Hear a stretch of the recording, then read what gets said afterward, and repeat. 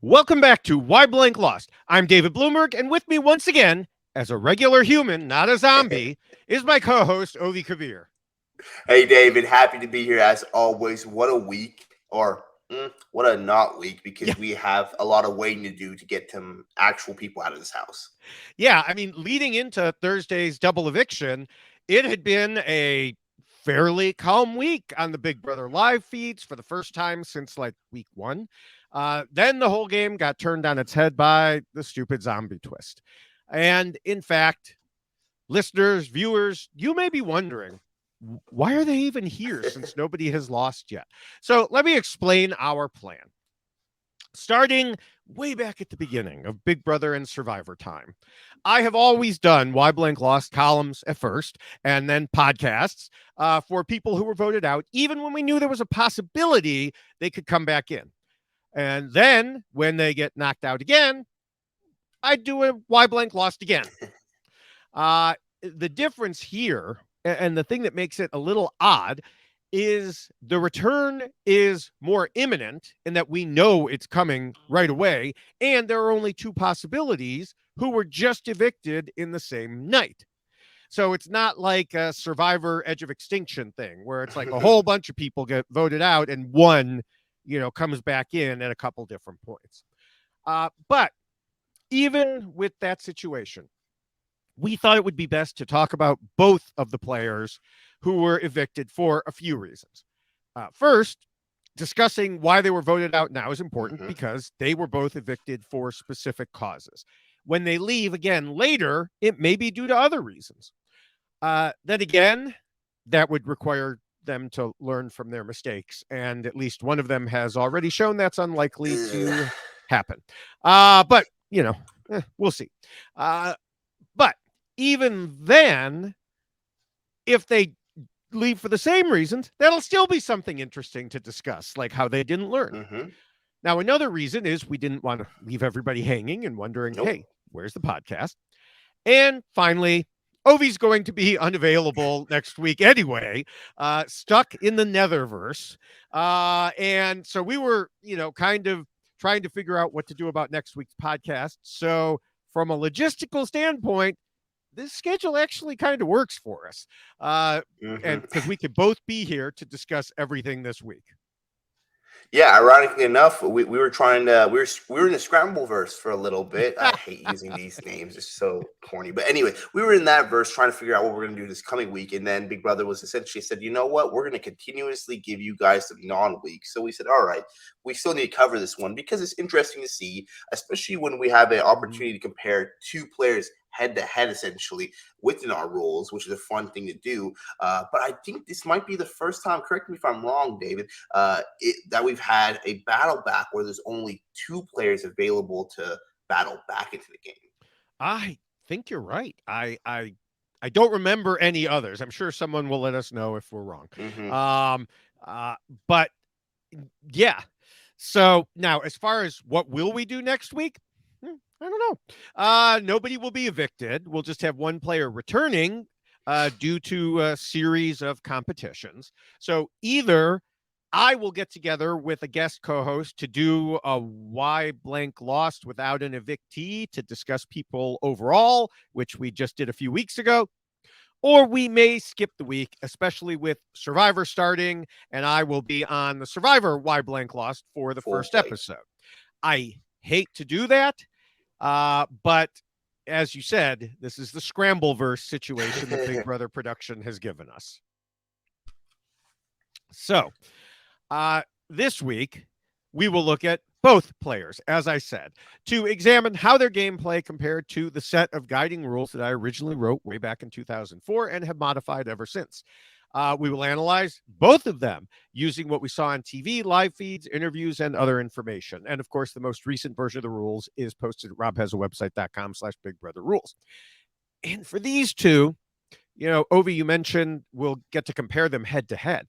There was definitely a lot of overlap, I think we're going to find. And at the end, we will also discuss, we can't really do predictions like we normally do, but we'll discuss how we think or who we think will do better if they're the one to return to the game. In that portion, There will be some very, very mild discussion from the live feeds in terms of a couple things that happened since they returned, but there's no new HOH or veto or anything like that to spoil, and we will not discuss how either of them have done in their competitions against each other so far. So again, very mild. Now, before we get to the rules, I do want to note that I predicted the right two people getting evicted just in the opposite order. You weren't wrong. You got it. I mean, I thought that Corey and America were gonna. I believe America was gonna get a shot at, and then I thought maybe Corey would be in a double or vice versa. And we saw that if anything, Corey won this one. He kind of came in clutch, and definitely divided the fandom in half. Yes, with this win. Yeah. Now, as far as other things that we always have to discuss before we get to the rules, I actually don't have anything besides our usual Julie segment that we'll get to because of the double eviction and everything else. But this whole zombie situation that we have here now, I didn't have a zombie shirt, but I do have a skeleton shirt, so I figured that was close enough. I was actually surprised I don't have a Walking Dead shirt. I remember being at, I think it's Universal, and looking for one, and they just didn't have one that I liked. And here I could have finally used it. But anyway, there was a similar situation that you were in your season with Camp Comeback, and similar in terms of this whole in the game, out of the game kind of, well, netherworld. So I wanted to hear, and I'm sure listeners want to hear too, your thoughts on Camp Comeback versus zombies, and you might want to remind people about Camp Comeback because that was a few years ago. Yeah, no, it was a few years, 2019. Definitely seeing the zombies gave me a little PTSD back to the Camp Comeback. And for the viewers and listeners who didn't know, during my season, there was a unique twist they did during pre-jury where the evicted members wouldn't actually leave the house. They were going to be evicted, which I was evicted, and you would stay within the house. And it would be up to four of you, but the fifth person evicted would then be part of a competition where you all, did I do fifth? Four. Sorry, I'm getting my numbers wrong. The fourth person evicted, then you would all compete essentially, and who wins would stay in the house. So you had no power while you were what they called a camper, because we were in camp uniforms. It was a horrible decision they did on that part because that was the only thing I could wear if I worked out or just walked outside. They did anything. I had to be in that camp outfit. And essentially, that's the whole overview on it. So there's a lot of similarities, though, because that was kind of the first time, from my understanding, Big Brother ever did a thing where they had evicted house guests actually stay in the game. We found, and viewers of that season, Big Brother 21 saw, it was a very kind of fumbled idea. There was probably a lot of opportunities that production could have done with having house guests in the house, but they kind of didn't do anything really with it. So it kind of felt like it went mute. For my situation, I did not enjoy it very much. But in this year with these house guests, I was kind of excited in a way, a little worried, but still excited because I think two people coming back into the house, especially being Cameron and Jared, there's some really interesting things that could happen. Unfortunately, I don't really know. I don't think we know too much yet on what exactly they can do while they're in the house other than compete against each other. The issue with this is they seem to be able to do anything.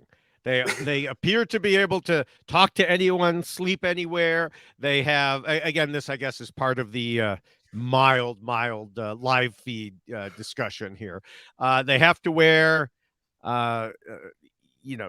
zombie outfits, but that's basically like a ratty shirt or something like that. I mean, it's real low budget zombie stuff going back on in here. my day. They made me wear full on camp That's uniform. Right. Yeah. No, but I think that the issue, it kind of, so it puts an interesting dynamic in the house, of course, because you're like, oh, these people I evicted are coming back into the house. It's a little worrisome. In our situations, with our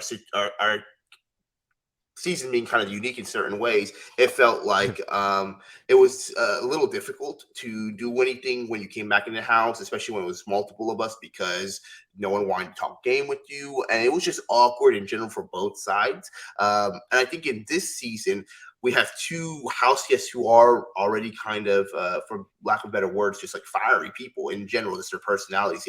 They like kind of confrontation. They like getting into it. So I think the idea might have been like they're going to blow up on the house guests coming back in, which we kind of see in some shape or forms. But the reality of it is that there's a chance that you might be back in the game, and so you need to figure out how can you repair those relationships, how can you figure out what went wrong. And honestly, you don't want to make the other house guests feel awkward in the sense that you want to be like, it's okay, don't worry about it, I want to work with you moving forward, because you need to open up those lanes.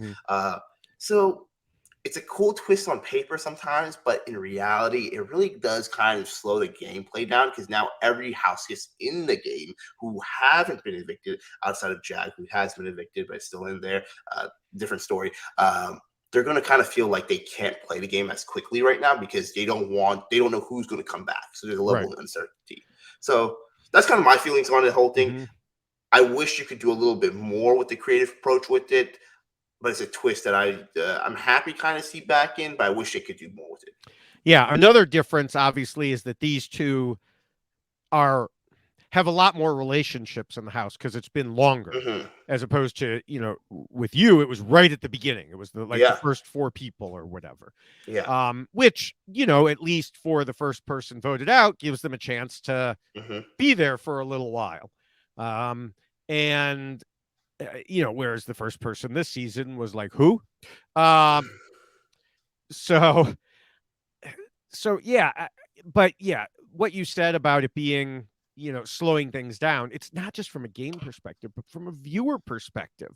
I mean, I know, Taryn has already pointed this out, and so have others, that it just drags everything to a halt. There's was essentially nothing happened. Even in a double eviction that we're talking about, the end result, for viewers, is nothing has happened yet.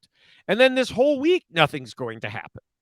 And so it's just, I understand that they need to extend the season.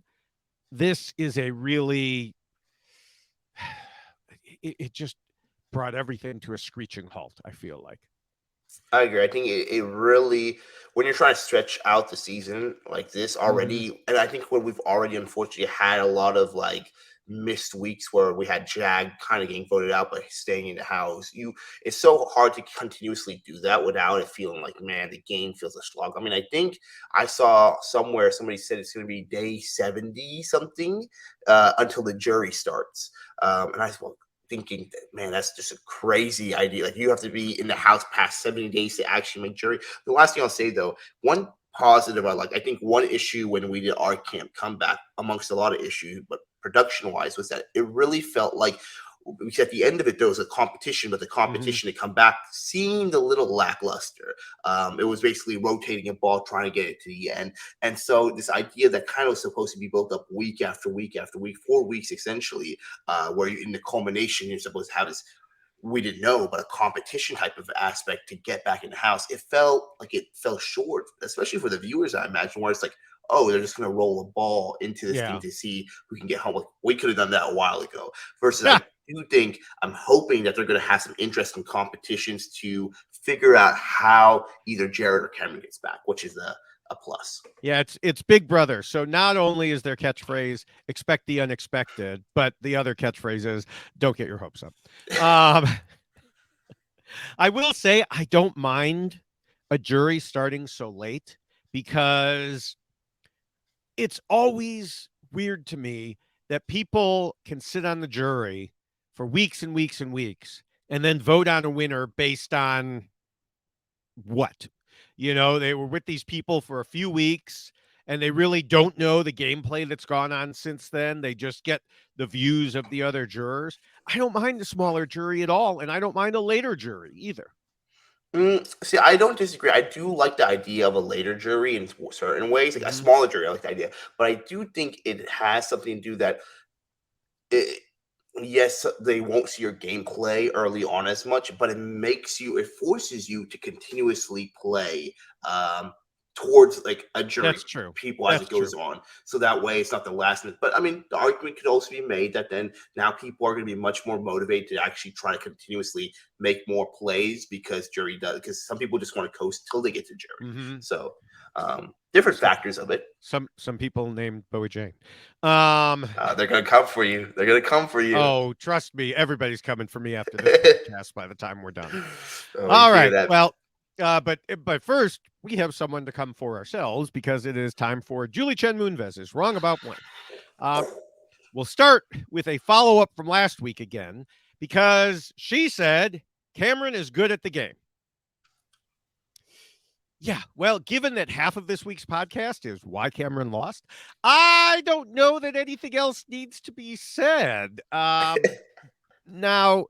talking about people coming for me, the Cameron stands in my TikTok and YouTube comments still have seemed to believe he was the best player this season, even though he was headed out the door. Here it goes. So I don't think Julie is in that camp. I think she just says things without thinking about them.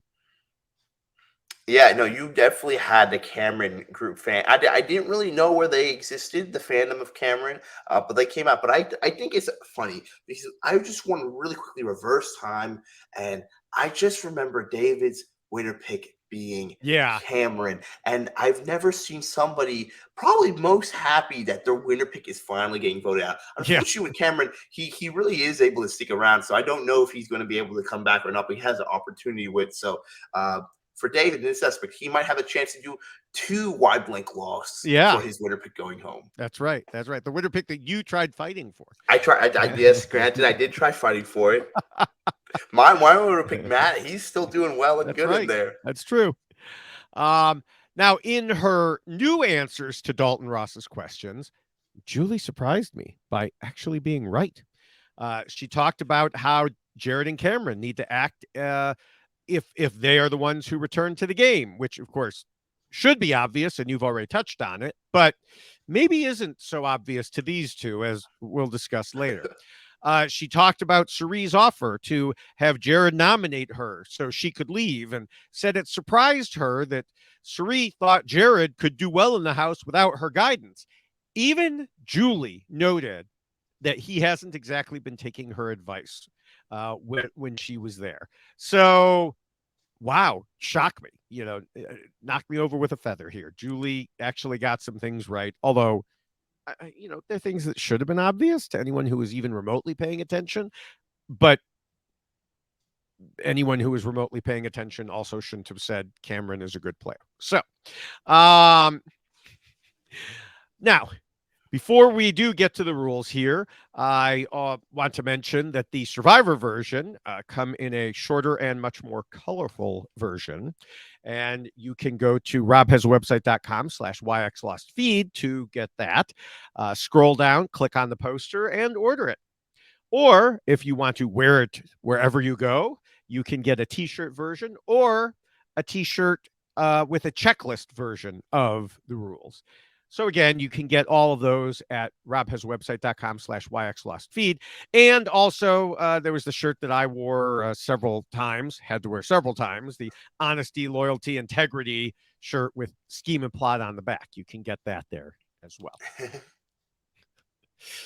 Not the skull shirt that I'm wearing now. That one is not in the RHAP shop. Not yet. Not yet, right. Well, from very early in the game, Jared didn't have good feelings about Cameron. Meanwhile, Jared has been taking his early goodwill with the other players and wasting it, making more and more people feel negatively towards him.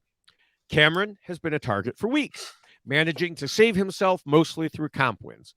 Jared just made himself a target recently thanks to poor gameplay. Between the two of them, though, the plan was so obvious that in a house that frequently flipped, things locked in early for not just the vote in progress, but the planned next vote as well, which made things much easier in the double eviction. Last week, Ovi, you offhandedly said that Cameron wasn't following any of the rules. Does that statement hold up? And is Jared facing a similar evaluation? It's time to figure out why Cameron and Jared lost. Well, the first and most important rule is, of course, to scheme and plot. And while both of these players understood that in theory and attempted to put it into practice, neither of them were actually good at it. In fact, they were both so bad that it hurt their games instead of helping. They'd have been better off Bowie Janing it. They tried to play more overtly than most of the other players. But as we'll discuss in the second rule, that's often not a good thing. In the meantime, they were similar in other ways when it came to this rule. For example, both of them were certain they knew everything about where everyone stood and what their plans were. Starting with Cameron, this began pretty much as soon as he walked into the house. Even after he'd been on the block twice, he acted like this was all part of his master plan and that he and Red would jump into new alliances. Except, of course, they didn't, and they were actually always the targets. Even when he was HOH the first time, he was so clueless that Suri and others believed it had to be an act and that he and Red were just trying to mislead them by saying the things they said. But no, they really did have no idea what was going on. And then things got really bad when Cameron became HOH the second time. I've actually already said quite a bit about this during our Why Izzy Lost podcast, and so I don't want to repeat too much. But to reiterate in 4 words, Cameron's plan was stupid. You've been waiting to say that one. You've been waiting to say it. And unfortunately, in this situation, I agree in a lot of ways.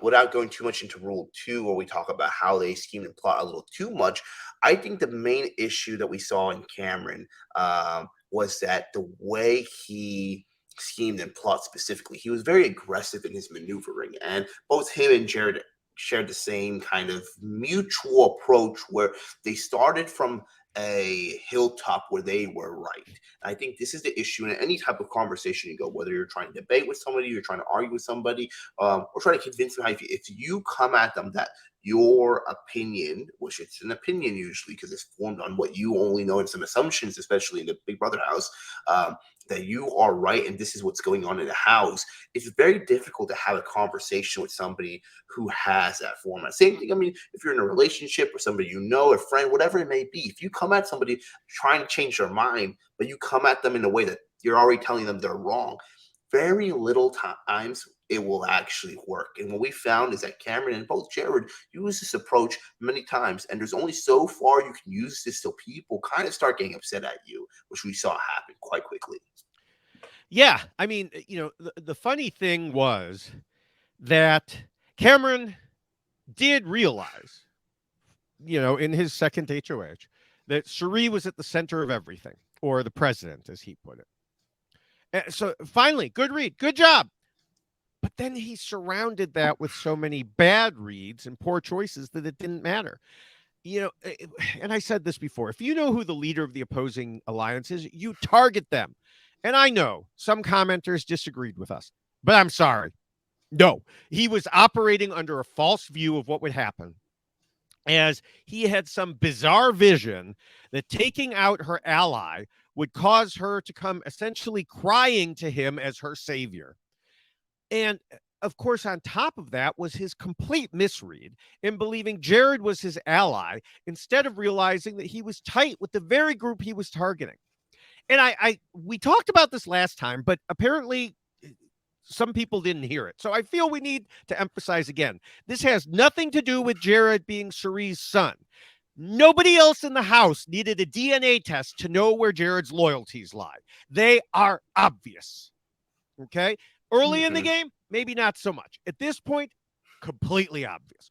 Only Cameron failed to see that. It took America, repeatedly hammering the point home for him to finally accept it. And really, I had a whole list. For people who, maybe don't listen every week, our notes are extensive here. I keep notes about everything that happens. I currently have about 30 pages of notes. So when we get to the podcast, I go back and look for the notes that apply. And I had a number of different examples of Cameron acting this way. But, I had to cut most of them for time and just not to be repetitive. The point is, Cameron's view of reality did not coincide with actual reality. No, it's completely true. And I'm going to add on to one part because I did notice a lot of people saying, and I get this understanding that Cameron's last week of his HOH, he had to take a shot at Izzy because Izzy was gunning for him and she wouldn't be able to separate. But I want to put this argument out here is that we know Izzy actually has had opportunities and really dislikes Cameron for quite a long Mm-hmm. time, but she was kind of able to, like when we talked about when they were sent home, really separate the emotion from the Yes. gameplay. And I think in this situation, this could have been an opportunity, even though we know Izzy's probably going to get mad at Cameron. When we look at the ability to win competitions or anything like that, we kind of see them pretty even between Sari and Izzy. The difference is Sari has a power, has the ability to kind of control things, and he clocked it. I think that's kind of what a lot of people were drawn basically attracted to Cameron for was that he sees something, which he had good reads on things Mm-hmm. at times, and he was willing to do something about it. And when he did something about it, he really kind of tried to walk the walk and talk his talk. Unfortunately, the way he did it was what we have the issues with. Yeah. I don't have an Yeah. issue of him trying to take his shot, but you need to take the shot right because when you do see it, he wasn't missed it. He saw what's happening. It was just a misread with the information that he already had presented in front of him. Yeah, yeah.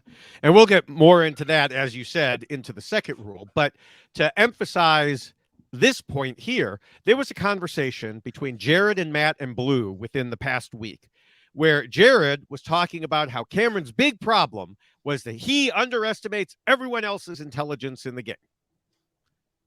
Jared said that about Cameron. Now, he's right, but the thing is, even with all those mirrors in the house, Jared could not see the very same thing in his own reflection. Multiple times we've seen Jared have one read and Sari have another. In every situation that I can recall, Sari was right, Jared was wrong. But that didn't stop him from being supremely confident and even arguing with her at times. Now, I know parents and kids don't always have the same opinions. My kids sometimes argue with me and don't understand that I'm right. It happens.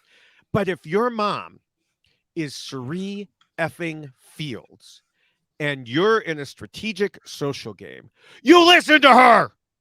You don't argue and act like you know better because you don't. Yeah, and I think on Jared's side, I think the frustrating thing for most people watching was that it felt like he was scheming and plotting against his mother at many times. And not the inadvertent, like, oh, I didn't mean to like get you in this mess or Mm-hmm. whatnot. He knowingly would do things, but then mislead and not tell his mother because he was just worried about how she would react. He didn't want to And, get sent to his room. yeah, and I think that's the most frustrating thing. He wasn't able to separate that game for his scheming and plotting with Sari, where I really think, and if he's able to come back into house, I really hope that changes. But it just seems that he really handicapped himself in the sense that, like with the whole situation with Blue, he would scheme and plot with Blue and tell her these things, but then he would lie to his own mother in the Mm-hmm. house, who mother side is a pure think of him as a pure ally that regardless of how they're gonna feel it, a pure ally who their only goal is to get you further in the game. That's a Yeah. person you should have a complete open communication line with so you can better your own game. And we found time and time again, he continually tried to scheme around her. And if anything, I think he said verbatim, and I could be wrong about this, but he said that his game would actually be a little better off if she wasn't around because he would be able to navigate things differently. And I just think that's such a completely it's a false reality that you're living in Yes. because Sari herself, and they even talk about it. Why is Sari in the game? What is she doing winning competition? She's able to walk Yeah. circles around anybody socially and figure things out, deconstruct it, and she has been. Yeah. I mean, even with him not accepting all her advice was about the only thing that ever has any impact on him. Starting from the beginning of the game, he was in a number of different alliances. Some were due to his own actions, but others simply by virtue of Sari getting him in. And, she was giving Jared lessons on the fly. Okay, do this, do this. Don't invite me to every alliance. Don't do this. Don't do, some he listened to and some, not so much. And when he was operating under her guidance, he did well, like when he was a mole. Way back when Kirsten, remember her? I did mention Mm-hmm. her name earlier to remind everybody. Um, when Kirsten spoke to Julie about her eviction, she said Jared and Cherie were on opposite sides of the house. And because, yeah, they still made it look that way. And that side counted Jared as one of their numbers. And people like Jag and Riley kept telling him things. And then they would wonder, how did all our information get back to the other Mm-hmm. side? But at some point, it became clear, and he lost that position of being on both sides. And people like America and Jag talked still about how he was good with both sides. So he couldn't be trusted, as a solely being on your side, but he still appeared to be good with both sides. Yeah, no, and I think the most, and not to beat this rule into ground, but I feel like this is really the basis of kind of where we're of their issues with Jerry too.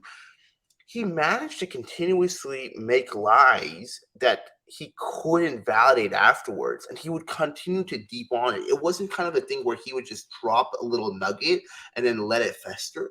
He Mm-hmm. had to continue to press the lies. Where we see the situations with him and Corey, that whole fight that Yeah, kind of see, blew I up. put that into the second rule of doing too much. Mm, But I mean, and this is where a lot of this breaks down yeah, because of the way these two were. Because, yeah, it's bad scheming and scheming too much. It's a fuzzier line. yeah, But let me clear out the rest of this, and then we'll yeah. get to that, because I mean, that's obviously hugely important here. Um, you know, for this week, did Jared make the right decision in his nominations in Target? Because there's an argument to be made that Jared was correct to take out Cameron. But that argument, also relies heavily on his own read of the house, which, as we just said about Cameron, was wrong. He believed Corey was no threat to him because he was all alone.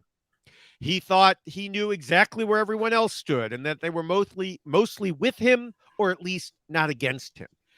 Even as his mom suggested otherwise. There's a clip that I posted as a TikTok where he's saying, yeah, Corey's alone. And his mom's like, yeah, I think that's all an act. I think that's BS. He's like, nah. He wasn't having any of it. He was HOH. He was king, off with Cameron's head. And then what happened? Corey wasn't so alone. Almost everybody joined in Hmm. to ensure that one of them won HOH, and then furthermore prevented the veto from being used. If Jared had recognized where he stood, he could have brought Cameron in and formed some sort of new alliance. Hmm. I'm not sure it would have helped entirely from a pure numbers standpoint, but it would have meant either America or someone else nominated against her going, and Cameron fighting for Jared's side in HOH and the veto comps. And it wouldn't have been an easy decision, but it might have been the right one. No, I was going to bring this up too. Is that I think the most frustrating thing, and it's kind of funny that we have them side by side. They played very similar games in a lot of ways that I just think that what we could have seen, I think the viewers probably would have combusted to see this happen in the sense that they've just gotten a little too insufferable.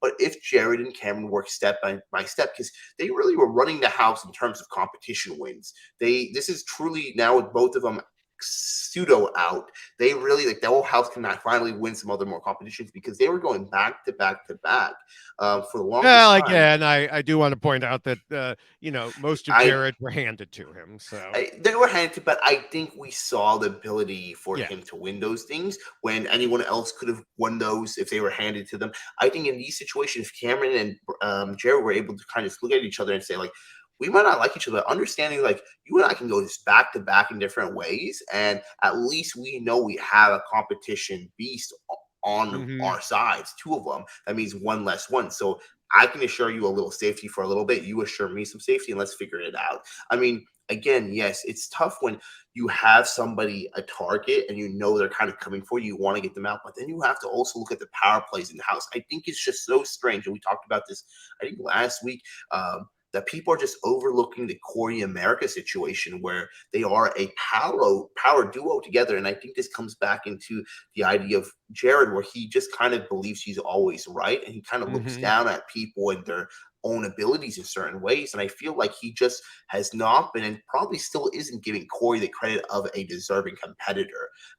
And America, he just thinks he was so on top of the world. And so that hubris comes back to bite you, really, because if he could see that, hey, Cameron might be coming at me, but Corey also is coming at me, and he's also in a power duo, and he's also in a position where he can start influencing other people that come against me. Because if you take Corey or America out, a lot of that group over there fails, and they get kind of scared to do that. I don't think we see as Matt and Jag as empowered as they are without Corey and America for a little bit. So, yeah, I think that the problem, and I think you either hinted at it or got right to it, is that Jared's view of what makes someone a threat has been almost solely related to competitions. And maybe if you asked him right now, he would disagree and say, no, that's not what I'm saying. But it is. It is. And he doesn't really understand strategy. And what little he does, he can't see what's actually going on because other people are so much better at it than he is, and they can easily fool him. And this also leads back to, so, maybe Jared and Cameron should have worked with each other, but it's hard when you have two people who think they know everything and are always right. How do two people like that work together, especially when they view each other as threats because they're both competition people? Yeah, it's a really hard hurdle. And the last thing I'm going to add with this, for my side of things, with this rule, is that I think the issue with his scheming and plotting too, it's with for Jared, is that he came across shady with each of his alliance members. And honestly, even he would have came shady off to Sari, but that's his mother, so she's going to trust him. But both Felicia and Nicole, they were like, you're not being completely truthful with us about everything, because he had a clear bias towards Sari. And also he was trying to play the other side, so he was telling them information. So they got kind of wary. So even their BSBS is Brown Sugar Babes, that alliance kind of started feeling a little bit of weird about him. His relationship with Blue, he mishandled it. Your easiest relationship in the whole house, where you have a showman there, and he says on Cameron, not Cameron, on camera, that this relationship's for the game. He needs to, this is to help him go through. But if that's the case, you have to act like you have to be the best boyfriend or showman so you can be in there. Stop making Blue continuously get upset at you, because that was another issue. Because when Blue would get upset at him and be like, oh, I'm going to come at Jerry, I'm going to cut him off, all this stuff, she would tell information to his other side. She started to empower Jag and Matt that, wait, Jared actually is an issue here. What happened then is when they got back together, she tries to, fix up the damage. But at that point, it's already there. Jag is like, no, I actually do not trust Jared at all. And I appreciate you validating my feelings. And then he's able to get Matt on the side of like, oh, well, I really am close to Sari. Let me get rid of Jared because this. And so then Jared's inability to not come across as authentic in these conversations, because information was leaking, the way he was scheming and plotting, really just kept biting him in the butt, where he then had truly no 100% allies other than his mother, who he was also lying to. Yes. So I don't know why he felt that he could kind of keep all his cards to himself when he was giving one card of somebody's information to another person. That's the issue. He was the smartest person there. Just ask him. He still is. He's in the house right now. That's true. That's true. He might continue to be. Yeah. All right. Well, we can move into the second rule, which says not to scheme and plot too much and to keep your scheming secret. And even though we were just talking about Jared, let's go back to Cameron, because I've seen so many comments from the Cameron stands saying he's the only one playing. One, that's not true. In fact, most of them are playing. They just aren't playing the way these particular people want to see. And the thing is, playing the way they want is usually wrong, as it certainly was for Cameron. I've seen a number of comments claiming, well, he was great because he switched things up and flipped things around and changed the direction of the game. Hey, those things are great if you just care about action and fun feeds. I have no qualms with people who watch for that reason. Why would anyone want to watch if it's boring? Fine, I understand that.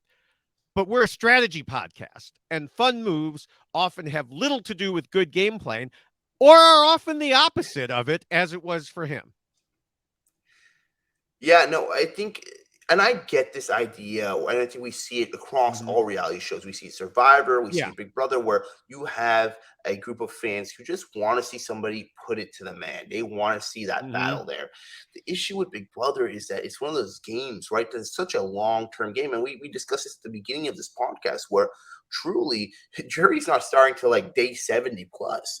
You have to play in a particular way that to some people might find a little bit boring, but to get farther in there. And here's the Mm-hmm. thing is I think there's a really strong ability where Cameron, yes, can play the way he wanted to play, where he can target people and kind of clock the alliances, but do it in a formation of people. And this is the issue with Rule 2 for Cameron is that he overplayed because he continued to overextend himself. He didn't utilize his allies or try to create bridges truly outside of red where they would also take heat along with him. They would want to ride with him to the battle. The issue is that he over schemed, he overplotted so many ways, or he actually went to the opposite way where he's like, I'm not telling anybody, which also is a version of over scheming, over plotting because he's thinking so much in his head that he's like, you know what? I'm not telling nobody my plans, which again makes great TV. But the issue is for the game itself is then people are like, one, I can't trust him. Two, I don't even want to ride with him. And Yeah. three, because of all his other scheming and plotting, I'm not sure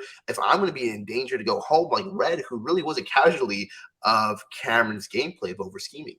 Yeah, and Cameron started doing too much within the first week or so. Mm-hmm. He got in good with Riley in that alliance, Oh but then he man, yeah. turned around and spilled everything to Sheree and Felicia and company.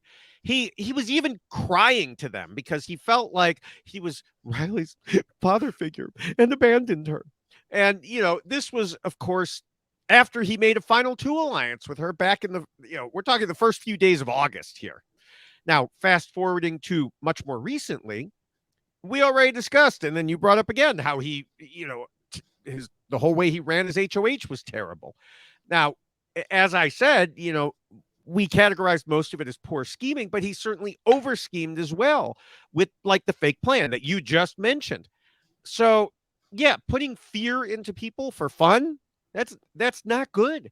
And then there were all these little everyday things that Cameron did. Like he would refer to Corey as Dr. Will. And in Corey's words, he's told me that 50 effing times. But of course, if anyone watches Corey on the live feeds, he doesn't say effing. Even Jared, who at that point was still Corey's ally, recognized how that could be dangerous. Nobody wants to be called Dr. Will. I mean, yes, everybody wants to be called Dr. Will, but not in the game itself, No. because it's another instance of him causing trouble for no reason. Yeah, and I mean, I feel like it's when we like, take a shot every time we say over scheming or over scheme because we probably said a lot too. I know I did in this rule, but I think the reality of it is that Cameron also can. There's a way he could play this game where he just continued to get too lost in the sauce. I mean, we've talked about this with Suri and Co. And this is why our podcast is called "Why X Lost." It's not Mm-hmm. why X is fun, why X is great for TV. Our point of our thing is we have a basis of rules, and you stick with these rules, and there's a strong higher percentage of you going far in the game than not. And so we have to look at week in and week out. It doesn't matter the results of 1 week because we can see Cameron on the highest high where he is winning veto, HOH, veto, etc. But then easily like this, he goes. I mean, I also think that if Cameron wasn't a casualty of this first eviction from Jared, he probably would have been a casualty in this double. I don't see how Cameron makes its way through this revolving door here.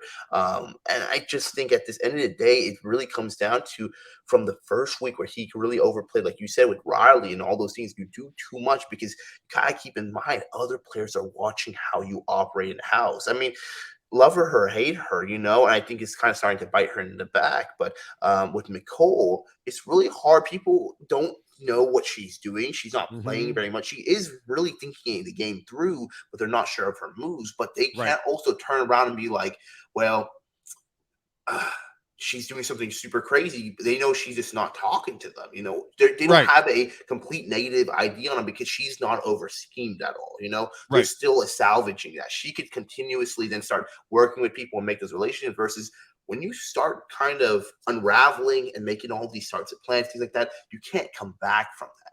Yeah.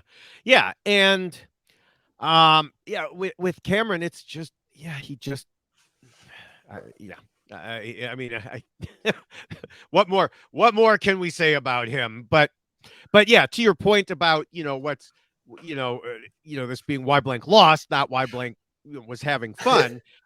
If people want to say it's fun to watch this, I enjoy watching this, fine. That's your choice. I watch for one reason, you watch for another. I have no problem with that. I cannot factually argue with an opinion. But saying Cameron is a good player because he did this, it was right for him to, I will argue with you on that because it's just not true. Now, as for Jared, he may have done even more things wrong in this rule than the first. And you started, and part of that is because of the way I happen to categorize them. So he told lies and sometimes spread secrets for no reason. And as you said, to make matters worse, he was bad at it. He started in the early days when he was first flirting with Blue and then telling her made up things for no reason. From there, it got much worse, culminating, of course, in the flip to vote out Izzy last week and the big argument with Corey just before that vote happened. He had an alliance. He had a good relationship with Corey. But once he blew that, which we'll get to in a minute, Corey had all the reason he needed to lay out all the proof on the table regarding how Jared had been lying to them all. And, one big reason for Corey wanting to blow everything up was Jared spreading information needlessly. It was, Jared told Cameron that Corey had this outside the game secret and then tried to deny it when it got back to Corey, even though it obviously came from him. He had told, he knew who, he could follow the timeline and knew Suri wasn't up there talking to Cameron. Izzy wasn't up there talking to Cameron. Jared was talking to Cameron a lot just after he had told the secret and before he found out. So, as Corey said, they were all tired of being played, and it really took someone like him just to get them all to realize it. This rule for Jared, it encompasses so much because it is truly so frustrating because and anybody who's been watching this, I know we've been having some new viewers come in and listeners week in and week out, which I really love. But if you have watched us and listened to us from the beginning, week one, where we've talked about it, we have brought up how Suri and Co. They have continuously overplayed their hands when they didn't have to.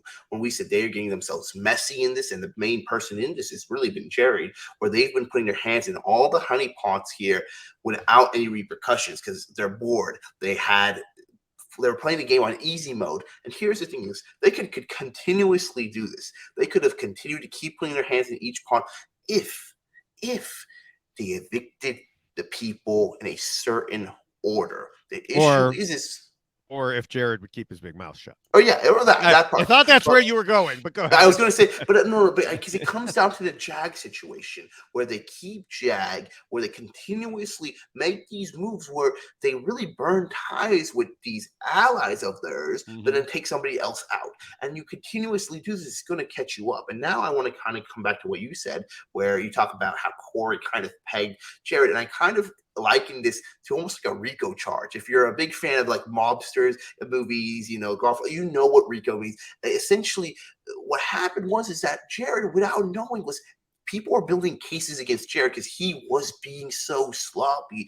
And Corey over there in the corner was putting his little thumbtacks into that wall of lines where he's like, Jared did this, he did this, because you have to build a solid case against somebody and make it reputable that they are the leader of a group of people who are doing wrongdoings. And by that, I mean in the Big Brother house. I mean outside in that Big Brother house. And that's what Corey was basically doing, that, Jared, you're lying here, you're lying here, lying here. And then he threw it all there, and everyone's like, oh, well, I mean, the evidence speaks for itself because Jared continuously week by week, day by day, continuously just lied to every single one of his allies about things he didn't have to, which is so frustrating because he really was given such an incredible advantage in this house. Then he was placed into that showmance, and then he was in the middle of everything. And if for one moment he decided, I'm not going to put my foot on the pedal, I'm just going to lay back for a week, he could have get his, and I don't want to get the threat level yet, but he could have been able to play a game where he didn't have to worry about Right. overscheming and plotting. Yeah. And, even with the whole, board with all these different lies there, I think he mostly could have escaped the big revelation, but he just had to keep going. It's like, it's the pathological liar. They can't stop. It's like, well, I got away with it all these times. I'll just keep getting away with it. I've told this story before. My father used to tell a story about a friend of his from high school, and he robbed a bank and he got away with it. Great, take the money and run. No, he was like, well, that's so easy. I'm going to do it again. And then he got caught and spent a long time in jail, And so, that's kind of Jared. Oh, I got away with my lie. I'm going to keep doing it. But he made up the story about Jag telling him of the Izzy flip. And then he went in and told Matt and Corey. The problem, of course, is that lie was so easily checked. Once the big argument began and Corey laid out so many of those fabrications, like you said, it was only a matter of time before they got to that one.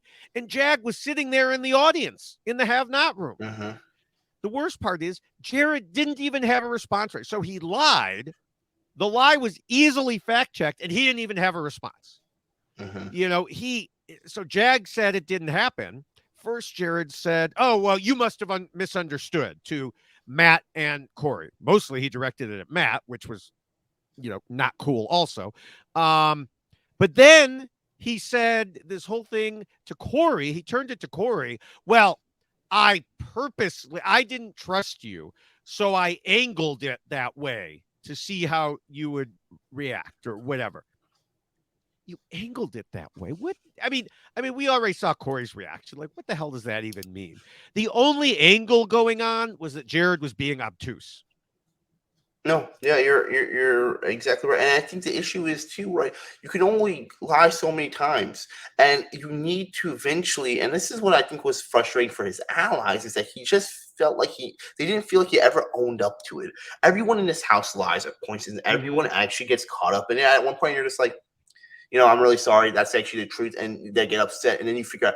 But Jared would just vehemently lie about lies, and he just wouldn't ever own up to it one bit. I mean, he lied so many times. He found himself in a web of lies between Blue and Sari over and over again, where I just think it's hilarious that he can convince Sari that, hey, Blue knows that, you basically are my mother, but it's because not of me. It's because of Izzy. Right. Which, ironically enough, Izzy's probably been the most loyal person to the Fields family, not even the Fields family to themselves. So, like you said, he just continues to lie, and he wouldn't find a way to ever own up to it. So there's one thing is you can do the damage, you can break the rules here we have, but you have to then eventually try to figure out a way to fix those relationships and fix the rules that you broke. He never did that. Yeah, based on what you said, I wonder if you've been looking at the comments in my TikToks, because I can't count the number of people who said lying is what you're supposed to do in Big Brother. Yes, it is, but you're missing the tiny point that you're supposed to lie for good reasons, and you're not supposed to get caught, not just for zero reason in a way that was easily detected. But going back to, I said we would get to this, the reason that Corey realized it was time to blow up Jared instead of working with him, like you said, he had been collecting all this information, but he'd been collecting it for a little while. What sparked him into action? Well, it took a lot. Corey gave Jared the benefit of the doubt so many times until it just became too much. Besides telling Cameron about Corey's secret, he also gave away truthful information about Corey, America, Matt, Jag, and I don't know, I lost count of who else, to Cameron for no reason, just because he wanted to. Then he talked to others in the house about how terrible Corey and America were. Corey eventually talked to Jared and, came to America's defense, but Jared, he didn't want anything to do with it. He even went so far as to say, I'm going to nominate her. At one point, he even said he was going to nominate Corey. I mean, once Sari was free, because this was mostly during kayak time, She heard what Jared had been doing and she set him right, but it was too late. The damage had been done. Corey knew where he stood because Jared was just spouting these things. I mean, for God's sakes, you don't tell someone that you're going to put up their showmance. And if they're defending their showmance, you just agree with them. You don't have to argue with them. But he always had to be right.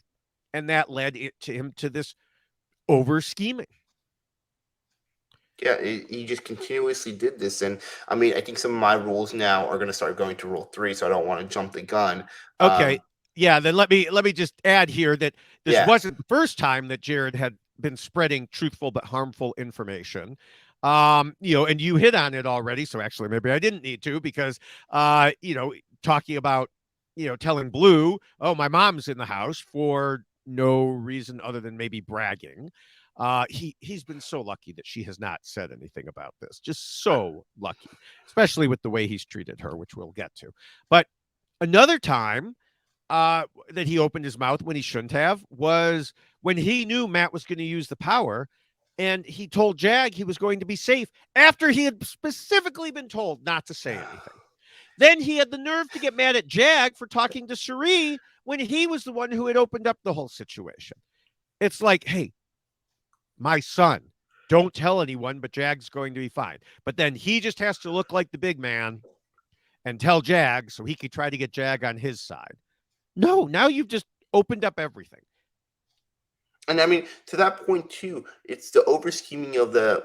He always wanted to take credit also from Ceree's relationship with other people, and that's also why they started basically figuring out and clocking that they're really so close together because Suri would tell him something about somebody else and then he would go take the information. So through a byproduct, they stopped trusting Suri in a lot of ways because they're like, everything we tell Suri, Jared finds out how this happened. And then when she would talk to Jared about it, he would say, "Oh, they found out some other way." He was never truthful with her. He never even allowed her to be able to help his game fully because he kept undermining her things. And I'm not saying Sari's game has been perfect by any means, but the issue is when you continuously undermine your allies and your closest people, it's going to bite you in the back.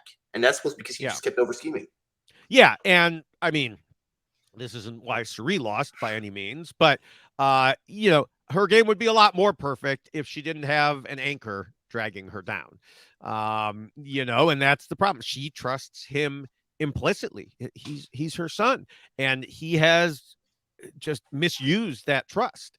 And you mentioned that he would blame other people, even now, even recently on the live feeds. He's like encouraging Suri to believe that Izzy was the cause of the downfall.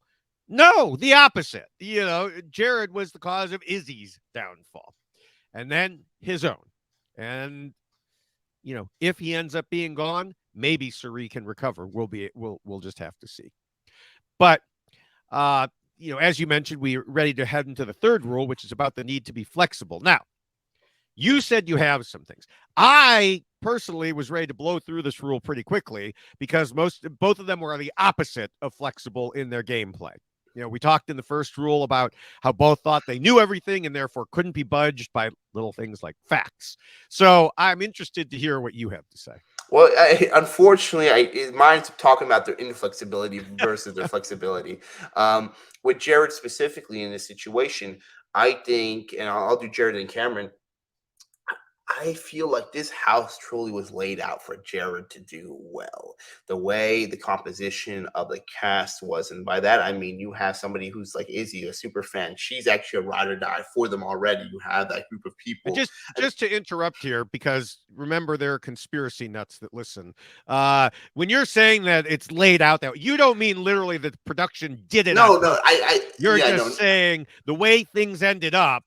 Exactly. With Izzy knowing who he was and wanting to work with him so closely, that sort of thing. Coincidentally, it all lays out well in that composition with the Izzy coincidentally being such a huge fan and whatnot and being so cool to work with him. And then you find this information from Corey. This is what I mean by the composition of cast. You have Corey who also has a survivor link. And I'm not telling Jared to go then blab the beans and say like, Suri's my mom, but you can also share some form of interest. Like, that's super cool. I love that. And then you also know that in the back of your head, Corey is actually somebody that when I use this card about Suri being my mom, that actually might bring us close together down the line.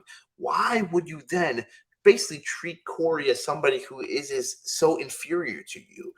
When no one in this house is inferior to anybody else, you are all on the same level field. Mm-hmm. And so we just saw this level of that where he wasn't able to work around with different people in a way that empowered them. And I think that's the big conversation I want to talk about with flexibility as you go further in the game. There's the ability to be flexible with yourself and trying to figure out things, but flexible with your allies and who you choose to align with. And unfortunately, Jerry was not that way. And then we go into Cameron, who I will say, here's the thing I will say about Cameron. I think Cameron was flexible in some ways. And the way I'm saying that is that he only truly snapped and was like, I'm coming for the Syrian Co. after Red was taken out. When it was so blatantly that he's been put on the block so many times, he's been disrespected in the game wise, where they're taking out his closest ally when they're trying to work with him. It took a while for him to not turn on them, and whether we want to equate that to inflexibility or his flexibility, or just him just not really seeing what's in front of him, that these people are against him, both ways. But I do think, which is crazy to say this, I think Cameron was a little bit more flexible in his game, even though he was so rigid, than Jared. Yeah, I mean, I would tend to go with the latter interpretation that you had of he just didn't see it. It wasn't him being flexible. It was more he didn't see those opportunities out there because he had a particular view. As for who was more flexible, I mean, at the end of Cameron's game, he, once he kind of accepted that he was headed out the door, he became more flexible. He became a lot of things, which I think we'll get to in some of these other rules, but he became more flexible in trying to get in his behavior, in how he acted towards others, in trying to get Jared to see what was going on. But by that time, it was too late. So, I would say, I don't know. It's a tough call. Maybe Cameron a little more flexible by a hair, but I mean, the race to the bottom. Yeah, exactly. All right, so we can go to the fourth rule, which says players should not let their emotions control them. Now, what did you think about Cameron in this regard? Well, Cameron was interesting in stuff that where I felt like he was one way or the other, right? I think we saw him from week one. I have written here about his relationship with Riley, where it seemed like he kind of let the relationship or non-relationship that he had with Riley control him in ways where he just was kind of talking about, oh, I don't want to do this, I want to do that. But he was able to maybe separate, his feelings for Riley to get her out. If we want to say that's kind of a form of their, but down the line also, we saw him when his allies like Red went home, was targeted, we see him kind of completely snap and say, I am just going to rage and get the rest of the house with. And that's the thing is, again, I think as a viewer too, I love that. I love seeing a player really want to rage and get a vengeance for your person, your friend. I think though we just see there was a 0 or there was 100 with Cameron with the emotions, like controlling his game. And if he was able to, and here I know this is where we're going to disagree a little bit, David, but I truly think under Cameron, there's a good player there. I think you harness those abilities that he has, and there he can be actually a really strong player. It's just unfortunately his tendencies, which we'll get into down a different rule, where really deter him or deter others from working with him. But he has the ability to win competition. He has the trigger finger to take a shot, whether it's the right shot or not, we can agree on. But he has this ability. And I think for emotion-wise, it's a 0-100. They did control him. But if you could find that middle ground, man, Cameron would be a lot better player than he is. Yeah, unfortunately, that's a big if. I mean, is there a good player inside him? I don't know, because there's good, in theory, there's good players inside almost everyone. Sure. But you're right, in talking about how people will say, yeah, we love to watch it. He burned down the house. He showed them. But okay, that had nothing to do with strategy again. When he was lying to everyone about his plan as HOH, I was sitting there, and I think I mentioned this before. I was on Twitter, like, why? What is his reasoning for doing this? And everyone who responded was like, to get revenge, to burn down the house, to show them what it feels like. And I was like, okay, I meant the strategic reasoning. And then there was dead silence because there was no strategic reasoning. It was poor strategy. He pushed people away. He got them upset, but he didn't care. He wanted to do it to show them what it was like to be blindsided. It's like, okay, you showed them. We got some good TV moments out of it. And then you went out the door the next week. Now Jared was also driven by emotion, probably more so again, another race to the bottom here. We talked about him divulging the secret to Blue when he was, busily hitting on her. So it seems like that was clearly emotional. If lust is an emotion, I guess. We saw him react angrily at times to a number of different people, from Corey to Izzy to, once again, Blue. One of those times when he was reacting angrily was seemingly when he dropped the R word that could have resulted easily in him being ejected from the house, and is still a controversy among viewers and fans today.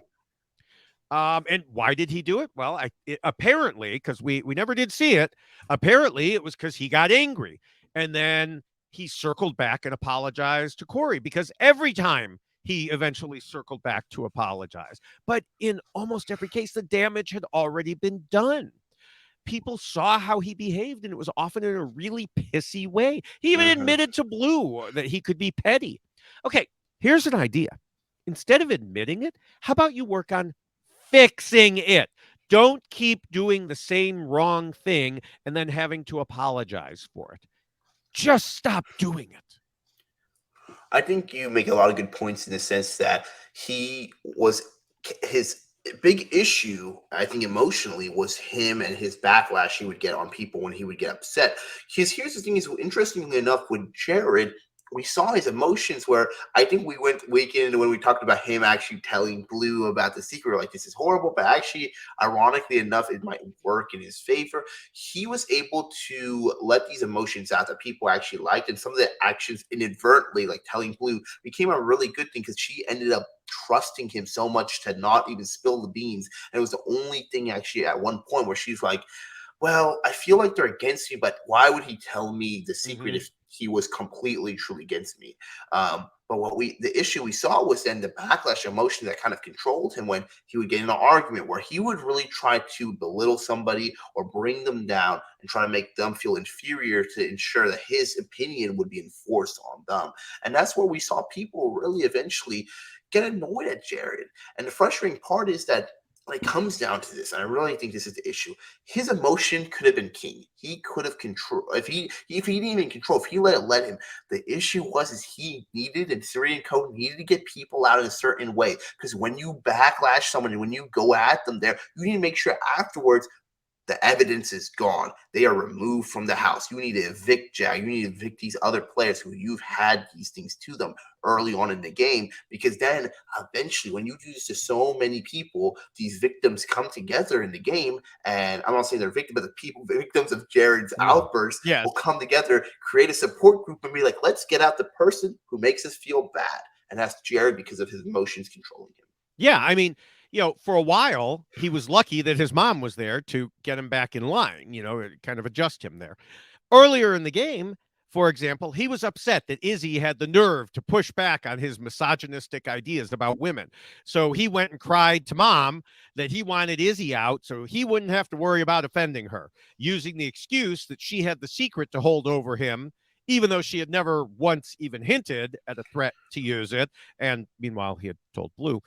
He just didn't like being told that he was wrong, and he reacted emotionally. And that was by no means the only time it happened. And I suspect some of the other things that he told other people, like Cameron, for example, were for emotional reasons as well. I said earlier, he said it so he could look like a big man, Well, that's an emotional reason to make, kind of puff yourself up and inflate your own ego. Like, oh, look, Cameron, I know all these things, because there was certainly no strategic value behind it. Not at all. Not at all. All right, so we can go to the fifth rule, which says players need to pretend to be nice and play the social game. And, obviously some overlap here with what we just discussed. But, Jared, wasn't pretending to be nice in those cases because of his emotions. So that's why we addressed it the way we did. As for Cameron, starting out this rule, Sunday, when he was campaigning, he said, I know I can come off as a cocky asshole. So what do you think? Was he accurate? Yeah, I think here's the thing is I want to break it down too. I think one thing I need to talk about, I know now I'm going to get the Cameron folks mad at me, but truly when you watch the live feeds, this is the way it was. Cameron made a lot of people feel uncomfortable in the house, the way he acted around them, the way his treatment was, whether it was with Riley, how people felt about that, or how his treatment was with America, how she individually felt about this. And again, we can talk about this over and over again, but people could have a feeling and then also down the line try to compartmentalize it and also work through it because they want to win 750K. Yeah. Okay. That's a big thing. So regardless of what America says later down the line, in those moments, she talks about feeling this way. And we're talking about how that has an impact in the game. So what we saw with Cameron is he was not able to keep this behavior that made other people just kind of not like him very much to himself. When really at points, it wasn't him doing anything game-wise. It was literally him just trying to like do things that people are like, why are you doing this? Why are you like saying these type of things to me? Why are you making comments about what I wear, etc.? And I think for a hot minute too, he was validated by Red because Red also kind of jumped on the train about talking about this. And these are the comments that we talk about. Pretend to be nice. That's probably actually the easiest part of the game. It really should be. And I don't understand why people have such an issue with this. It's a game, when you think about it, while you're there, you're playing for, at this point, $750,000. You have to pretend to be nice at your workplace so you don't get sent to HR. You can do that in a game for this amount of money. And having been a former manager, there were some people who couldn't do it in the workplace either. That's true. They probably wouldn't win $1 million either. Yeah, exactly. I mean, his personality could easily be described as intense and in some cases creepy, like you mentioned. You went over it, but as some, concrete examples for the people who say, well, what did he do? Well, he told Riley that some people worried she was in a showmance with Matt, even though nobody had actually told him that, which means he was the one who was worried about that. And it all came across as rather icky. There was a lot more weird behavior with Riley, like advising her as a father-like figure that she needed to admit her mistakes while also turning on her, as we discussed earlier. As Corey told us via a camera talk about around that time, I don't know what the F is wrong with Cam. He's weird. Mimi similarly said Cameron didn't like America because she wouldn't flirt with him. And of course, we all know that Cameron had called her fast, as in everyone hates the fast girl until they come to you in Jared's retelling of what happened. It was so bad that for a while, almost every time other house guests talked about his creepy behavior, the camera would cut away. So you'd get the first few seconds, and then we knew that the camera was cutting away for that exact reason. Now, to your other point of that some people will say, well, America still talked to him, so she must not have been upset. Like you said, they're playing a game. She can't just shut him out, especially when he was HOH. It's a terrible situation to put her in. We've seen it before in games. She had to put up with him because it would be a detriment to her game to tell him off. But I don't think there's any doubt that it contributed to the way they felt about him, which takes us back to cocky a-hole, and because that was how they felt about him during much of his time in the game. And as I mentioned a few minutes ago, he did finally start to relax once it was clear he was going. He tried telling jokes. I mean, he had tried telling jokes before, but mostly they were real bombs. In this case, he told the same joke over and over. He told Jag and then Jared and then someone else that, he said, I don't understand why we have such a complicated plan just to get America out this week. It seems like we've made, too many hoops to jump through here, when, he knew it was him. So it was in a way self-deprecating, which you don't expect from him, and it was, it was actually pretty funny. Yeah, no, I think he was able to figure out a way for it. It may be a little too late Mm-hmm. for that. But I think on the flip side of things, when we have Jared, unfortunately, again, it's another race to the bottom Yeah. in a situation. And Jared just didn't pretend. I think the reality was, and I don't think, here's the funny thing is that I think. I mean, I've met Jared in person too. I feel like he's much nicer outside when my interactions with him in outside the Big Brother house. And I feel like he's been so. And Yeah. I'm not Well, they saying that. were. Wait until he hears this. But yeah. And I feel like he was so emboldened, the level of cockiness he's had in the house with whether it's Sari, he just feels like he's running things in the house always. So I don't feel like he ever felt the need to pretend. He just felt like I'm just going to say whatever is on my mind because I feel like I'm untouchable. And that's just the way he played his house. And it really just robbed people all the way because he was not really kind to anybody, whether it was his alliance members or other people, because he would go back and forth. One day Mhm. he's really nice to him, but he could easily snap at you and then be like, I think we need to get you out of here. I mean, I think the proof is in the pudding when you talk about how he just talks about Izzy, talk to Izzy about this person who literally holds your game in their hands, Yeah. who you're so lucky is not trying to ruin it week in and week out. He's already like, when she called him out on him saying some misogynistic comments, and I imagine David has the receipts on those as well. He he went to Serena was like, let's get her out because I'm upset about Yeah. this. Yeah.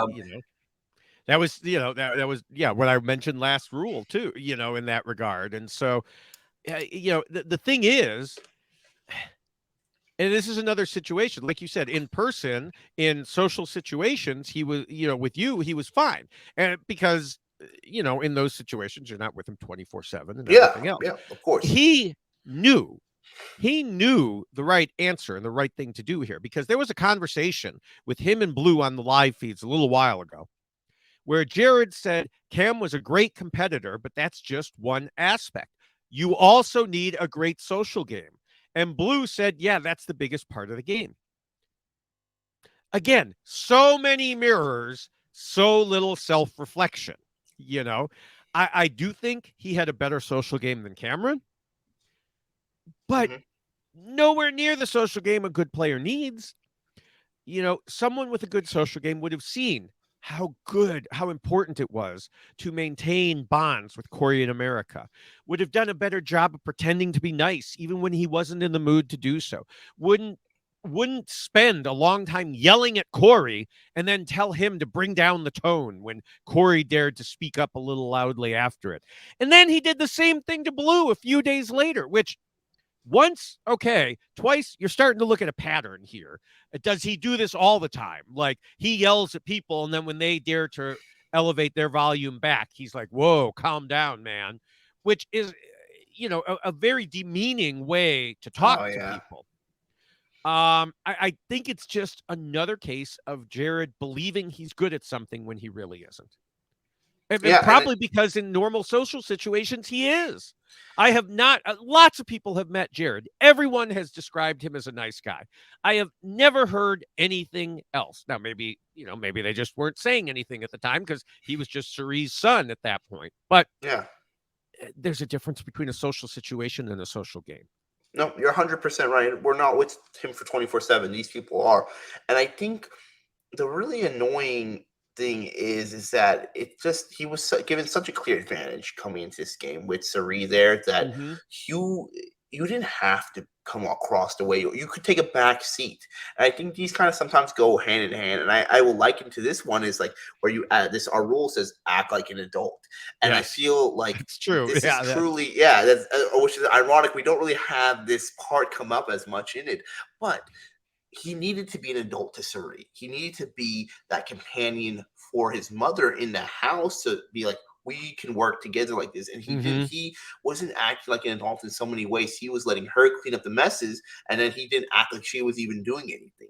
And I think that's the most frustrating part, where he comes in it as a clear advantage. He's able to go through this stuff, and all he had to do was just kind of continue this facade of he is just everyone's friend. He's a good guy in here, and his mom is definitely not in the house. And he just couldn't do that. He had to always step up and try to make his voice heard. And I think it kind of gave me a little PTSD when you're saying that, because it's the worst thing ever when you're arguing with somebody. And man, went through it in the Big Brother house, but in life too, is when you're arguing with somebody and they're yelling at you or they're raising their voice. In the moment you match their energy, they're like, oh, just calm down. Let's take it down a little bit. Yeah. It is such a frustrating thing that I think that, like, honestly, power to a lot of these houses, because Jared did that continuously, and it makes you snap. It makes you, because it's the most demeaning thing for somebody then to try to make it seem like you're the one putting on the right after they did it. I still have memories of a work meeting. I worked in an area where, you know, we were enforcing the regulations often on companies who had broken the law. And so there was one company that was being particularly argumentative, and they were raising their voices and da da da. And of course, that can be kind of contagious, you know, if you're trying to, you know, push back at them or whatever. And one guy from the other company says, all right, let's ratchet down the tone in here. And me and the lawyer with me and the other engineer with me all just kind of looked at each other, and we took a break, and we, you know, went out there. We're like, really? You're telling us to ratchet down the tone? You know, and it's the same thing, you know, the same sort of situation. And, you know, there we had to be professionals. And so, but yeah, it like you said, it's the worst way to handle a situation like that. Exactly. All right, well, we could go to the 6th rule, which warns against being too much of a threat. And whatever else Cameron did wrong, he did this wrong even more. Even wronger. And that's saying something, because Cameron stood out as a threat for multiple reasons. The most obvious was doing well in competitions. But the other way was that he really didn't have any allegiances, and therefore nobody could count on him while everybody worried about him. You know, he was such a big threat in challenges that Jared decided to target him rather than the guy who just exposed his whole game to the house in the huge argument we were mentioning right before the last eviction. He saw them both as needing to go, but wasn't worried about Corey and challenges. We said earlier, you know, his view of threats was a certain way. You know, Jared and everyone else, they were very worried about Cameron and challenges. So they wanted to knock him out when he couldn't play HOH and only had a smallish chance of being picked for the veto. Now, he still ended up being picked, but luckily for their plan, Jag was able to beat him because nobody else did. He came in second. And of course, coming in second only reinforced his danger level. I think the one fact that attests that this is basically Cameron's like worst role, essentially, which is saying a lot, is the fact that when you see him, he's a missile running to Suri and Co., but Corey and America, who are on the other side of it completely, who aren't being targeted whatsoever really by Cameron at this point, they're still worried about working with Cameron because he is such a threat. They don't want to be, and he was that much of an issue for everyone in their game because no one knew what he was going to do. When people who their games are going to be completely benefited by you being in the house, they're like, I kind of still want to get him out because I'm actually really worried about what he can do. That means you have your threat level is so out of control. I mean, I think when he made that huge lie, essentially saying, I'm not going to do this when I put up people in the block, his last HOH session where he didn't tell anybody he does that, that scares people. People already know he's a challenge threat. And now there's a level of unknown that you're not just a challenge threat, but you're a person that like anyone who wants it can get it. You know, we love that as a viewer, but as a player, like, that right there is not somebody I want to work with. Let's get him out because I need rational players in this house. I need somebody I can help work with and know that they won't try to cut me. Yeah, often in these games, the enemy of my enemy is my friend. But in this case, no, you described him as a missile. I would almost say he was more of a hand grenade. You know, he was not a focused weapon because he could go off and who knows who would get hit by the shrapnel. That's very true. And this takes me back again, and I feel like I'm spending too much time on this, but there are Cameron stands out there, whether it's just that they're vociferous or there are more of them than we realized, whatever.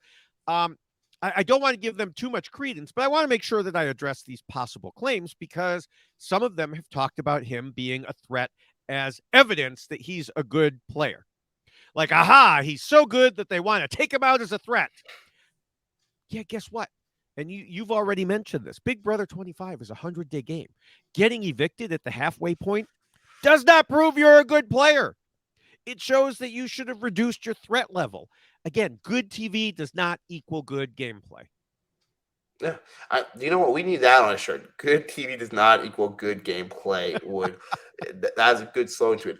On the other side of things, for me, I think this was interestingly one of Jared's actual good rules that he did for a while. And you might disagree with me, and I'm interested to hear your thoughts. But Jared was actually kind of a clear threat from the get go, from his just being like a competition ability to kind of getting in there, him having social connections, he'd been close, very charismatic, but he was able to, and then from our viewpoint, a huge threat in the game because being the son of Sari, we Mm-hmm. found him week in and week out, kind of being able to navigate his threat level, where even when he won something, it wasn't the end of the world to other people because they're like, okay, it's good to have him around. His threat level really became too big was when his lies started catching up with him, and people realized him and Sari are the closest of close. Like, they stopped really trying to hide that really well, and that became because of his mishaps. So his threat level became huge, which is kind of funny because most people in the house really don't know, besides Blue, that his mom is Right. Sari. But they clocked his relationship with Sari to be closer than any of the worry about him and Blue or Corey in America. They didn't care about the showmances. They cared about that relationship. Yeah, it was because they saw that there was so much information leak, and it was because of those two people. And that's what made his threat level go up there. I don't really think it was any other things. He was really managing it well. It was just that portion where they're like, we can't trust him. Yeah, I don't know that I'd agree that he was managing it well. Someone was managing it well. I would say Sari and Izzy were managing his threat level pretty well. But yes, he did for a long time. I would 100% agree with you. And part of it was, well, we need Jared to be, go against Cameron, and in that case, I wouldn't even say the enemy of my enemy because most of them didn't consider him an enemy for all that time. I mean, until he blew everything up. Like I said, Corey thought that he had a solid alliance with him. Other people felt similarly, but he just, yeah, like you said, it just all blew up. And, on top of Blew the up. tight, yeah, well, I was going to say, on top of, being close, obviously in a duo with Sari, he was in a showmance with Blue. So, eliminating him also frees up both Hmm. of those players to become possible better allies to different people. I think Jag probably wants to bring Blue back in. If Jared isn't there, Matt wants to get closer to Sari if Jared isn't there, and so it's just it just didn't make a whole lot of sense. Plus, it would be logical for him to target Corey and the others who turned on him in the Izzy vote. So there was no reason for them to wait around to Hmm. see whether or not he would go after them, whether or not he would be smart enough to realize, strike when the iron's hot, get rid of the potential threat. Exactly. I mean, I think we saw the difference between Cameron basically was kind of a growing threat week in and week out, and they Mm-hmm. were just thinking about how they manage it, whether or and I mean, here's the thing is that they Cameron was a big enough threat that he should have been gone way before he actually was, and I think that was just a misplay by Sari and Co. We've talked Well, it about was a that where misplay, and he kept winning competitions. yeah, he wasn't coming, but when You he know, was vulnerable, they just needed right, to like take the shot, and they right. kind of didn't do that. I mean, I'm still just kind of confused how right it was him on the block with Jag, right? Um, was it? No, he put Jag on the block. Oh, did he put on Jag? Who was he Yeah, on it the was. block? He was on the block with Heisem, and at that Yes, point, Heist, yes, Heisem was the bigger threat when it came to competition. yes. He Which I didn't really bloom for himself until Heisem was gone. I mean, there was yeah. some concern, but We Oh no, you're right. You're right. I just still feel like even in that week, his threat level was big enough to go home. And I know we disagree. I think yeah, people feel like the Heist one was so both. But long story short, he was a person that just continuously was a threat to everyone in their game. Jared, though, became 0 to 100 really quickly. Like, it was very much Yes, like, it was like a level line and then a sudden spike as opposed to, yeah, like you said, a curve. a huge threat. And the Yeah, unfortunate thing, it was just all still also like mitigatable, if that's a right. word. Like, and he didn't Is now. he didn't ever catch that too until he was out of the house. I think even without the spoilers too much, him back in the house, I don't think he still catches is that Right. what his issue was, why people saw him as a threat immediately, and now when you have that label, it's not going away. I mean, I'll be honest. I think when Jared is out of the house completely, whether it's, after being in jury or, if he goes back or, this coming week, I hope that he listens to the good criticisms of his game. There's going to be a lot of people out there who are saying things that, he probably shouldn't listen to. But I hope that he listens to the proper criticisms of his game and certain aspects of his behavior as well. And doesn't just react instinctively and defensively, kind of the way he has in the house, unfortunately. So Yeah. that's, one thing outside the game that worries me about what will happen when he's outside the game. But we're still in the game. Well, you know what I mean. We're still talking about in the game. I'm still there with you. Yeah, I gotcha. And so the seventh rule says to trust almost nobody. Now, one important point for Cameron here is something we already discussed because it made sense to make it part of the big picture. And that was the way he fully trusted Jared when he clearly shouldn't have. And in doing so, he gave away valuable information about his plans to the very people he was targeting, including, obviously, Jared's mom, but his close allies overall. Again, there was no DNA test that should have been required to determine he was close to all those people. Yeah, he gave out information that he didn't need to. And it was, I think here's the issue is that I feel like he lost his way a little bit after Red was evicted because he didn't know who he could talk to or trust anymore. So then he kind of he knew. He always knew. He was wrong, but he knew. Was wrong. He knew. But he kind of took the approach as a shotgun where he just shot pellets around. He had a big radius of where it's going to go with the way he was giving his information. And I guess here's the thing, and I think for both these house guests, there's a little difference in the sense of trusting. How much did they trust people, and how much did they just freely give information out just because they thought it would cause chaos? Because I think in Jared's case, there's a really interesting point to be made that he didn't truly trust certain people. He was just wrongly giving information out because he thought that was a smart move to do. But yeah, I don't know. Not too good either way. Yeah. Now, another important group that Cameron trusted was, group concept, I guess. He trusted the game. He trusted that the game would play out the way he believed that it would. Despite Julie's repeated warnings always to expect the unexpected, he told Suri he wouldn't have made such a reckless move last week if he'd known jury was going to be cut to 7. Now, this brings up two problems. One, he knew it was a reckless move.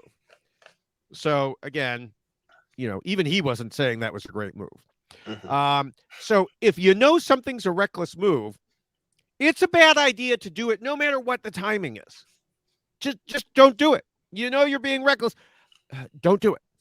But more importantly, the goal, and, it says this at the top of the rules, the goal here is to win, not just make jury. Now, I know everyone has their own reasons for playing. Sometimes on Survivor, they just want to have an adventure. Big Brother, not so much an adventure, but some people are like, well, I just want to make that jury money. If you're going to be there the whole time, try to win. Try to win. Don't just try to hang out in jury. So, yeah, the bigger problem, I guess, is he shouldn't have trusted himself for all the reasons that we discussed earlier, because he certainly believed in himself very strongly. He did. He had a complete belief in himself. And on the flip side of this, with Jared, Mm-hmm. I think the people, this is the weird thing is it says, who do you trust and whatnot. He trusted wrong and right at the same time. Him trusting Blue, here's the thing is him trusting Blue for all purposes, it was good for his game. I will stand by that because it worked out. It shouldn't in most rules. In this Well, rule, it was an okay, I'm anomaly. going to ask you, sorry, what Okay. part worked out? Telling the secret?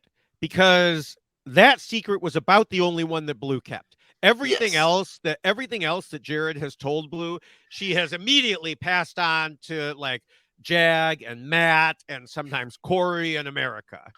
Well, I think here's the thing is what I'll say about this situation. Yes, trusting the secret with her, Yeah, but I don't think she would have passed that information. It wasn't his issue trusting her that she started giving the information. It was the way he acted with her after trusting her. right. It was the backlash. Like she was a trustworthy person, but honestly, when you betray somebody so many times, they're Yeah, probably going to backlash on you. And I feel like honestly, Blue would have been really loyal to him if he was kind of just showed an ounce of care towards her as the game would go by. I don't think she would have ratted him out to Jag slash Matt. mm-hmm. But I think here's the thing is trust nobody. Jared took that to heart because he stopped trusting his mother in so many situations. And I think that's what bit him in the butt, where he wouldn't tell her vital information. And so Sari was over here thinking, like, how did this information get out? Well, my son's telling me it didn't get out this way, so let me figure it. There must be some Right. other issue here. And that ruined so many plans Yes. down the line. Yeah, he forgot that this rule says trust almost nobody. If your mom is there and she is Sari effing Fields and she has a read, you trust her. If she gives you information, you trust her. Mm-hmm. But no, I mean, he truly had the one person in the house he could always trust. And like you said, he didn't trust that person. He trusted himself instead. And he got lucky. He really, really did go. He had his Sari there, which is Mm-hmm. complete advantage. But then he had Izzy, somebody who was Right. already predisposed to literally, who is still taking his secrets to the grave for him. And then he had Blue, who would have continuously stayed trustworthy, I believe, if he didn't. So that's three people in a game that really have your back that you're trusting, and you somehow still fumble that. That's just Yeah. amazing to Yeah. me. Well, on that note, it is about time to wrap things up. So, what are your final thoughts about Cameron and Jared? Oh man, I mean, here's the thing: is I am not looking forward to eventually having to talk about why one of these people lost again, and go down and add on to the list because unfortunately, I don't know if it's going to get any better. I'm really hoping that we can see whoever comes back change their gameplay away because from what we have talked about this last 90 minutes is that both players have continuously just ruined any chance of following any of these rules that they've had because they just want to play in an opposite matter of it. And each of them have ability to fix their game and play in a way that where they could actually win this game because they have the ability to win competitions. They have people in the house that they can align with. It just will come down to them.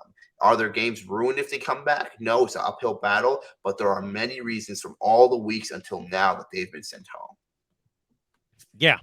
Yeah. Cameron and Jared going out in the double eviction really was perfect because there were so many things they did similarly wrong.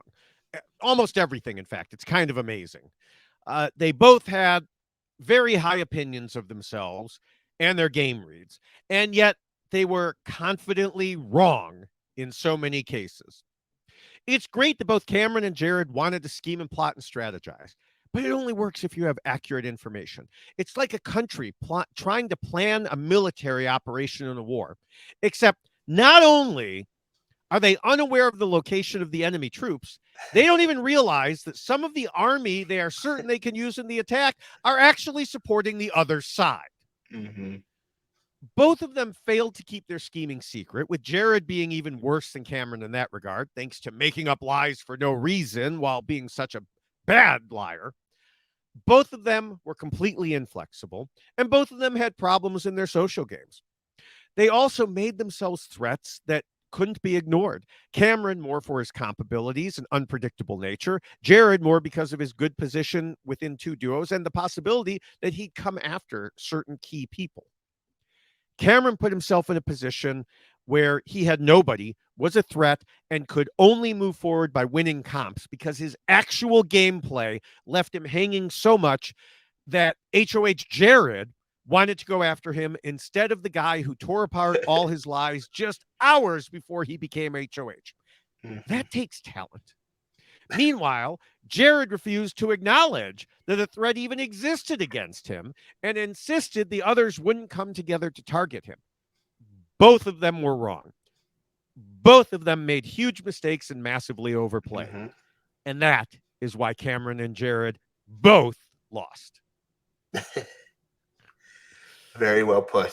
Yes. Now, we are going to continue here into our thoughts, as I mentioned earlier, about who we think might do better if they return. Remember, they will be essentially spoiler free in that, we're not going to give away who won the comps, but a little tiny bit of information. But if you want our full spoilery thoughts, including what we think of who has been doing okay in these comps so far, we are all over social media. Yes, you can find all our spoiler thoughts on our number of different social media because we're on every platform basically where we discuss Big Brother and other topics, and very shortly a lot of Survivor stuff coming up. On Twitter, I'm at the Kabir. On Instagram, I'm at Kabir. On TikTok, I am at Basmati Boy. But David is truly all over the place. You can track him down in a number of ways, but go to his link tree at linktree/David Bloomberg, or you can find him on most text-based social media like Twitter, Blue Sky at David Bloomberg. On video platforms like TikTok, YouTube, and Instagram, it's at David Bloomberg TV, as well as Threads being connected to Instagram. He's at David Bloomberg TV there as well. Yeah, and I'm still posting 3 or sometimes more videos per day at TikTok, YouTube, and Instagram. Mostly they've been thoughts on stuff we've seen on Big Brother, either the occasional clip from the show itself or more often live feeds or just general thoughts like I posted something when the news came out that, hey, there's not going to be interviews. Hey, there's this clue about, that says something about maybe zombies. So what do we think is going to happen here? I posted something about that right away. So, keep your eye out there. And, once Survivor starts, obviously going to have a fair amount of Survivor content too. If you're a big Buddy Games fan, I don't think that's going to make it. I'm sorry. No. But I also want to mention before we get to our follow-up here that the Why Blank Lost Survivor 45 preview and prediction podcast with Jessica Lewis is out. Love that one. It's been out for about a week now. And, starting, I was going to say next week, starting next week, we'll, of course, have the first episode of the Survivor Why Blank Lost. We are, Jessica and I are expecting to have a special guest, former contestant on there, in addition to Jessica herself. After that, I'll be doing double duty here. So watch for that. But for now, again, tiny spoilery things, for live feeds. But in terms of who we think would do better going back into the house, my first instinct is neither. We just spent a long time. We just spent over an hour and a half talking about all the problems that they have in common in terms of their game. Plus, let's face it, it's pretty common for there to be a revolving door on players who come back in. They're usually out pretty quickly. How long did the camp comeback person stick around? Well, surprisingly enough, Cliff was the person. Oh, that's right. And Cliff, here's the thing is Cliff though felt like not a camp comebacker because he was just evicted and then he got to play. So he, even though officially the camp he didn't even wear that uniform. So he was more Jag. Yeah, it was the eviction that it never missed anything, never was put on the outs, so exactly. to speak. And it also felt like that we were Yeah, there for literally nothing because we were right, subjugated for that, and then Cliff just immediately wins, and we're just like, all right, well, we should have right. just left 3 weeks ago. Yeah, Still love Cliff, no shade to him. yeah, yeah. We've had Cliff on here back when Jessica and I were doing the Big Brother. So, Yeah, um, I do think that the revolving door applies a little bit more to someone who is out of the house, literally out of the house for a while, and then comes back in. So even them being there as zombies may soften that a little bit. yeah, And the fact, it's kind of like Cliff. He was out and back in. He was never truly out. yeah. Um, so it's possible. Um, but each one has one plus that the other doesn't, from my mind. Okay. I didn't know, you looked like you had something else to. Well, I was going to say the only thing really quickly I was going to say was so Cliff made it to Final Four, Mhm. but Cliff immediately won HOH when returning. So he Ah, was able to take that power dynamic kind of back to his hands and then steer the ship. So I think that's going to be a big part of that. Luckily they're both kind of competition, whether I know you say they're throwing yeah. Jared, but I think depending on they need to put their butts in overgear and actually win this next HOH. Whoever comes back. Yeah. Now, as I said, so Jared's plus is, of course, having Suri there to protect him. Thing is, she's been trying that, and obviously it didn't work because he was evicted. But that's mostly because he didn't listen. Will he listen this time? Doubtful. Let's just be honest. Because as soon as the feeds came back, he and Suri were talking to Matt, and Jared was going in on him pretty hard, like interrogating him Mm-hmm. about why he turned on them. And even Suri was joining into some. It's like, no, Suri, you should be stopping him. Now, at one point, she did say to him, you know what? Actually, I didn't want to do this together. I'd like to talk to Matt. And so she kind of sent him to his room. She should have done that from the start. And they should have had a conversation where it's like, no, when you come back in, someone like that needs to be contrite and apologetic, not demanding. I don't care if you feel like you have nothing to apologize for. Do it anyway. You come in and you say, obviously, I did something that made you Mm-hmm. feel you couldn't trust me. That is on me. That is my fault. And I am sorry. And I want to earn that trust back to you. You don't come in and say, why are you saying you couldn't trust me? You were lying. How come you can lie and I can't? How come you can do it and I can't? That is the absolute worst thing you can do. And poor Matt was sitting there looking like a puppy dog that had, just been hit in the nose with a newspaper. And then Jared goes and does a similar thing to Blue. Though once again, he came back and pseudo apologized. But again, he did the same thing to Blue. Oh, you knew this information and you didn't tell me. How is that going to get her on your side? If I were her, I wouldn't have accepted his apology. I mean, if I were her, I'd have never been with him to begin with. But, that's a whole different thing. But, I mean, learn a lesson, man.